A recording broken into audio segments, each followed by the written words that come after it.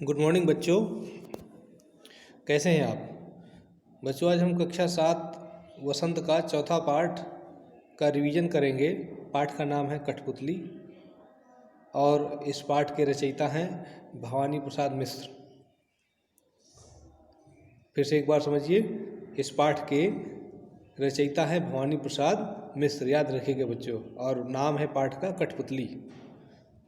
इस कविता में कवि ने कठपुतलियों की मनोदशा का चित्रण किया है, जिसमें कठपुतलियाँ बहुत दिन से गुलाम हैं, परतंत्र हैं, पराधीन हैं।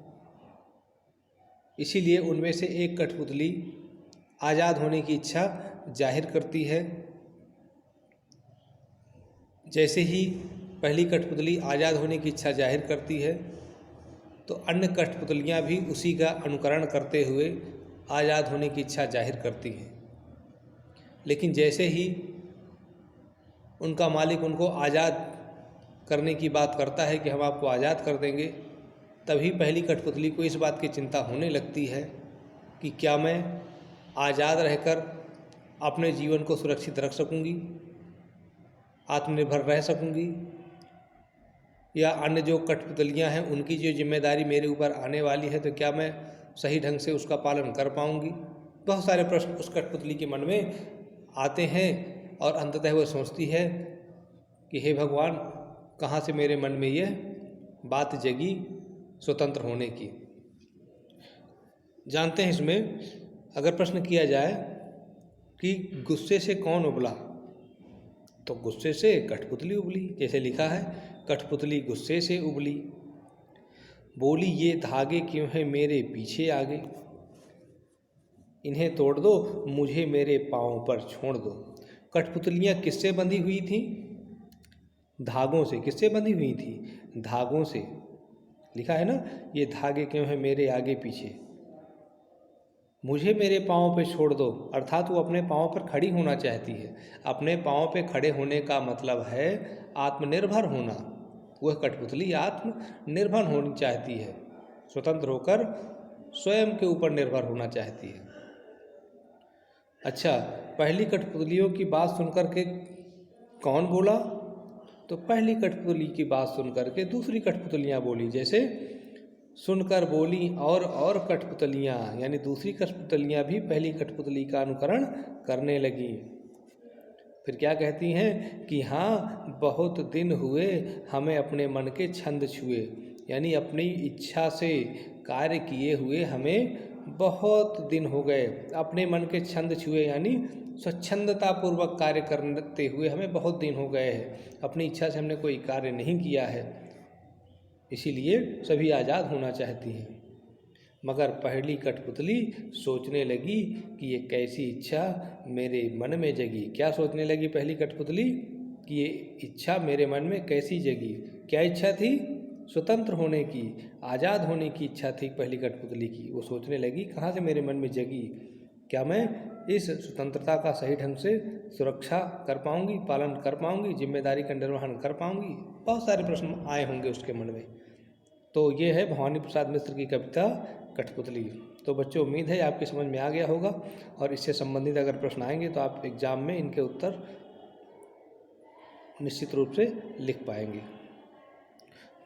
ठीक है, अब इसके बाद ये बात हम पढ़ ही चुके हैं कि इस कविता में कठपुतलियाँ स्वतंत्रता की इच्छा से स्वयं अपनी बात व्यक्त कर रही हैं। उनके समक्ष स्वतंत्रता को साकार बनाने वाली चुनौतियाँ हैं। धागे में बंधी हुई कठपुतलियाँ पराधीन हैं। इन्हें दूसरे के इशारे पर नाचने से दुख होता है।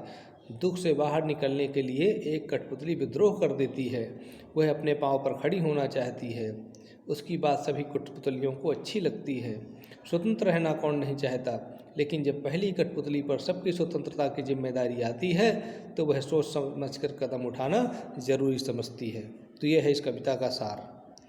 चलिए अब बच्चों, हम अगले पाठ का रिवीजन करेंगे। बच्चों आपका ये अगला पाठ है मिठाई वाला, और इस पाठ के लेखक हैं भगवती प्रसाद वाजपेयी। कौन है? भगवती प्रसाद वाजपेयी, याद रखिएगा।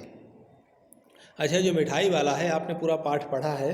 इसमें अगर आपसे प्रश्न पूछा जाए कि मिठाई वाला क्या क्या बेचता था, या इस पाठ में हमने जो पढ़ा है तो क्या क्या बेचते हुए हमें वो दिखा है। तो एक तो मिठाई वाला, नाम से ही पता चलता है मिठाई बेचता था, और एक खिलौने भी बेचता था, खिलौने वाला था, और एक जगह आपने देखा होगा वो बसुरिया वाला, बाँसुरी वाला भी था। यानी 3 चीज़ें हमने देखी, मिठाई बेचना, खिलौने बेचना और बाँसुरी बेचना। अच्छा, अगर प्रश्न किया जाए पहले पैराग्राफ में कि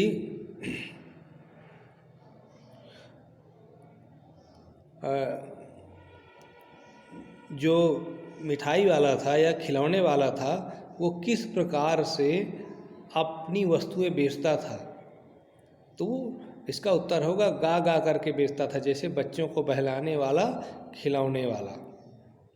एक जगह लिखा हुआ है स्नेहाभिषिक्त, तो इसका मतलब मैंने बताया था, स्नेहाभिषिक्त कंठ का मतलब प्रेम से भीगा हुआ गला या कंठ, ऐसे मधुर स्वर में बोलता था जैसे उसके मुंह से प्रेम से भरा हुआ गीत निकलता हो। तो गाने गा गा करके बेचता था, और युवतियाँ चीखों को उठाकर छज्जों के नीचे झांकने लगती थीं, देखने लगती थीं कि कौन आया है। चीख मैंने आपको बताया था पर्दा होता है। अच्छा, बच्चे खिलौने वाले को देख कर के पुलकित हो जाते थे। क्यों पुलकित हो जाते थे? क्योंकि खिलौने वाला बच्चों से बहुत प्रेम करता था, कम दाम में देता था, और जिन बच्चों के पास पैसे नहीं होते थे तो उनको वो मुफ्त में भी दे दिया करता था। ये उसकी खास बात थी। अच्छा, इस पाठ में किसके परिवार की बात है जो बहुत ज़्यादा प्रभावित हुआ था खिलौने वाला से, और खिलौने वाले से उसका परिचय भी पूछा था? तो ये परिवार था राय विजय बहादुर का। उनके बच्चों के क्या नाम थे? चुन्नू और मुन्नू।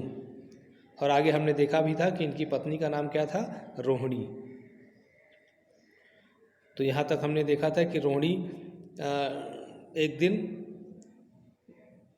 अपने बच्चों को बुला के पूछती है कि ये खिलौने वाला तुम्हें खिलौने दे गया है क्या, 2 पैसे में केवल? इतने सस्ते कैसे दे सकता है? तभी उन्हें आश्चर्य होता है कि इतने सस्ते खिलौने कोई साधारण व्यक्ति नहीं दे सकता है। लेकिन रोहिणी इस बात को भूल गई थी। फिर कितने दिन बाद उनके मन में वही बात आई थी? लगभग 6 महीने बाद। पहले खिलौने वाला आया, बेच करके चला गया। 6 महीने बाद कौन आया था? मुरली वाला आया था। और मुरली वाला और खिलौने वाले में क्या समानता थी? समानता यही थी कि जिस प्रकार से खिलौने वाला गा गा करके गा गा करके बेचता था, उसी तरीके से मुरली वाला भी गा करके बेचता था। एक खास बात तो ये थी। अच्छा, उसकी उम्र लगभग कितनी थी? तो वही 30-32 साल की, दुबला पतला गोरा युवक था, बीकानेरी रंग का साफा बांधता था। इसमें लिखा हुआ ना नीचे। पहले वो खिलौने बेचा करता था।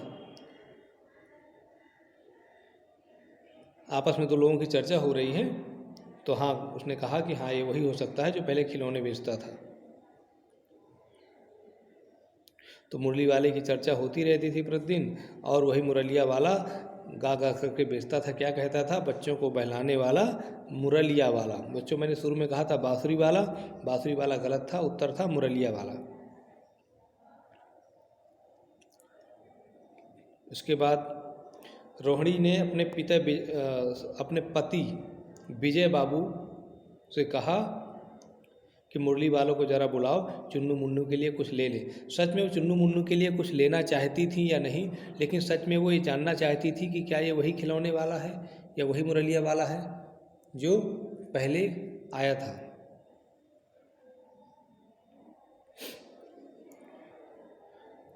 तो देखते हैं क्या विजय बाबू उनको बुलाते हैं। विजय बाबू उनको बुलाएंगे निश्चित रूप से, और मुरली वाले आएंगे। लेकिन एक खास बात, जैसे ही मुरली वाला आता था तो जो बच्चे होते थे वो कहीं भी अगर खेल रहे हों तो वहाँ से भागना शुरू कर देते थे, और भागने के दौरान किसी की टोपी गिर जाती थी, किसी का जूता गिर जाता था। यानी अस्त व्यस्त होते हुए गिरते पड़ते उसके पास पहुंच जाते थे, और जानते थे कि हम उसके पास पहुंचेंगे तो ये मुरली वाला हमको निराश नहीं लौटाएगा। और तभी मुरली वाला हर्षित होकर गदगद होकर बोलता था कि सबको देंगे, आप एक एक करके आओ, सबको हम दे करके जाएंगे। मुरली वाला कितनी मुरली लेकर आया था? पूरी 57 मुरली लेकर आया था।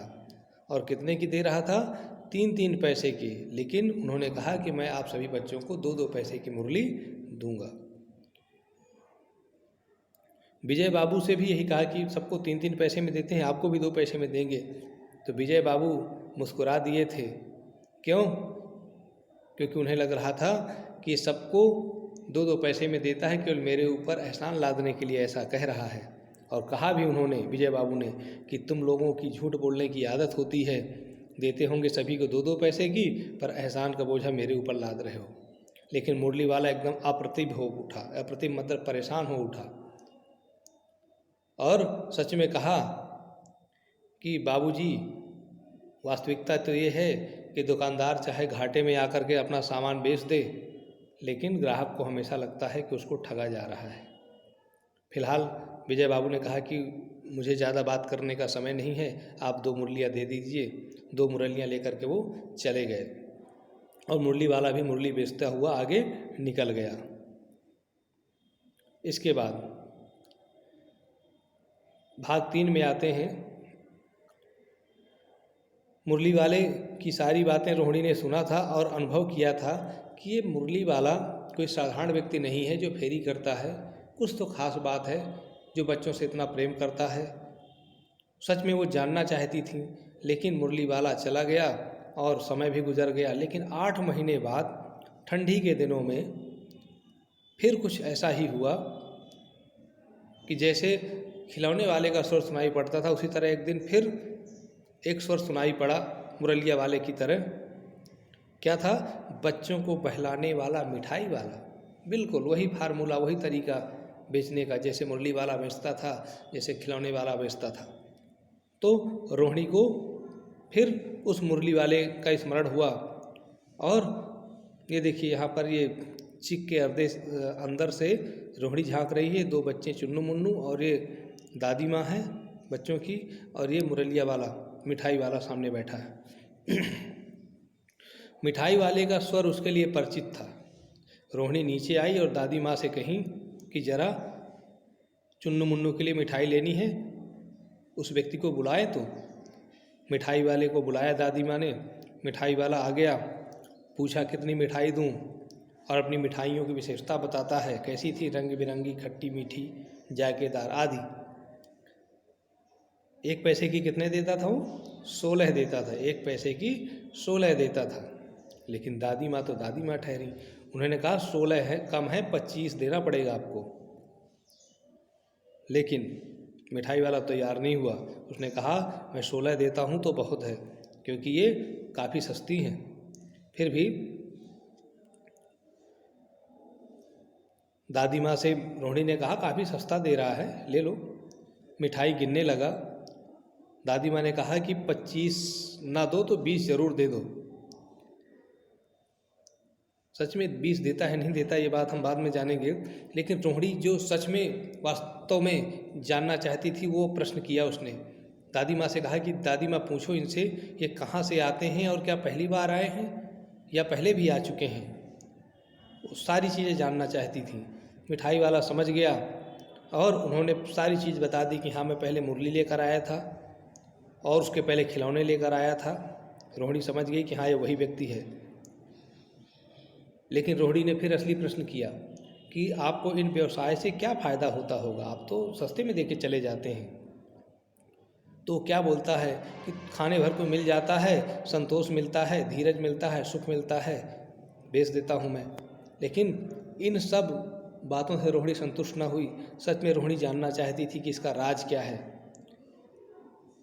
तो रोहिणी ने कहा कि आप अगर अपने बारे में बताएंगे तो मैं और भी मिठाई ले लूँगी। तो क्या वो तैयार होता है? बिल्कुल अतिशय गंभीरता के साथ वो बताता है कि वह एक अमीर आदमी था। उसके पास मकान, व्यवसाय, गाड़ी घोड़े सब कुछ था, नौकर चाकर। 2 बच्चे थे। कितने बच्चे थे? 2 बच्चे थे, पत्नी थी उसकी। उसका सोने का संसार था। सोने का संसार का मतलब सोने की लंका नहीं। सोने का संसार का तात्पर्य है कि उसका एक सुखी संसार था, जिसमें धन थी, संपत्ति था, वैभव था, सुख था, सब कुछ था, प्रेम था, सौहार्द था। ये था सोने का संसार का मतलब सुख और समृद्ध परिवार था उसका। किसी चीज़ की कमी नहीं थी। लेकिन बच्चे भी सुंदर, सजीव खिलौने जैसे, सारे घर में कोलाहल होता था। कोलाहल का मतलब बच्चे खेलते थे, शोर करते थे। ये होता है घर में कोलाहल होना, शोरगुल होना बच्चों का खेलने के कारण। लेकिन उन्होंने कहा कि समय की गति और विधाता की लीला, तात्पर्य उसका कहने का कि कुछ ऐसी घटना हो गई कि जिसके चलते उसके पत्नी और बच्चे सब मारे गए। तभी उन्होंने लिखा समय की गति और विधाता की लीला, यानी उनके पत्नी और बच्चे मारे गए। विधाता की गति से तात्पर्य ये भी हो सकता है कि कोई आपदा आई हो, आग लग गई हो घर में, बीमारी आई हो, घर गिर गया हो, जो भी है। तभी उन्होंने कहा कि उन्हीं बच्चों की खोज में निकला हूँ, और जहाँ कहीं भी मुझे छोटे बच्चे दिख जाते हैं तो मुझे लगता है ये मेरे ही बच्चे हैं, और उन्हीं बच्चों के साथ थोड़ी देर हंस खेल लेता हूँ तो मुझे लगता है मेरे अपने ही बच्चे हैं। पैसे की कमी नहीं है, भगवान की दया से जो कुछ मिल जाता है उसी से अपना गुजारा कर लेता हूँ। रोहिणी की आंखों में आंसू आ गए, और उसी समय मिठाई वाले ने 2 पुड़ियाँ मिठाइयों से भरी दादी माँ की तरफ रख दी और उठ करके जाने लगा। तो रोहिणी ने भीतर से पैसे फेंक दिए, लेकिन मिठाई वाले ने कहा कि ये पैसे मैं इस बार नहीं लूँगा। क्यों नहीं लिया पैसा मिठाई वाले ने? क्योंकि बहुत ज़्यादा वो भावुक हो गया था, इमोशनल हो गया था, उसके मन में करुणा जग गई थी, दुखी हो गया था। फिर से उन्हीं घावों को याद कर लिया था जिसमें उसके बच्चे और पत्नी खो गए थे। तो ये है भगवती प्रसाद वाजपेयी की कहानी, मिठाई वाला। उम्मीद है बच्चों आपको इस पाठ से संबंधित सभी प्रश्नों के उत्तर अवश्य मिल गए होंगे। तो इस वीडियो में फ़िलहाल इतना ही, शेष हम अगला रिवीजन अब व्याकरण का करेंगे। तो आपने इस वीडियो को देखा, इसके लिए धन्यवाद।